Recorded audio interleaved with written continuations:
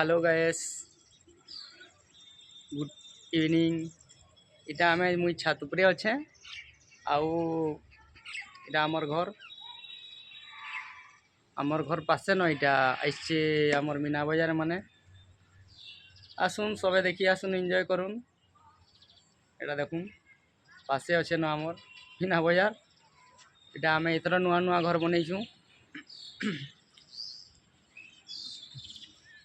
आमर मैडम गज माने जगेसन बहुते गज जगेसन देखी दमा। इटा गच माने जगेसन सबू। तमे भी केंता केंता गज जगास ये कमेंट करबो।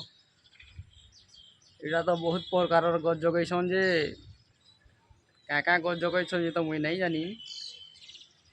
इटा माने आमर एरिया न घर माने सब इटा हो गलान। आगले गुठे गुठे भी घर नहीं थी, एबे बहुते घर हो गलान। इ जगह जिते बेले मेला थिला सेतकी बेले आमे इटा प्लॉट नहीं करी घर बनईछु तो एबे बहुत घर हो गलान। आगे पछे सब आड़े घर हो गलान। आगले गुठे गुठे भी घर नहीं थी, इटा गुटे घर हो गलान, एटा गुटे घर बहुत घर हो गलान। इटा आमे नुआ न्यू न्यू घर बनईछु तो फिर लगी जगह माने भी इटा सब बुकिंग हो गलान। आगलो बिल्कुल बिल्कुल केहनी जगह भी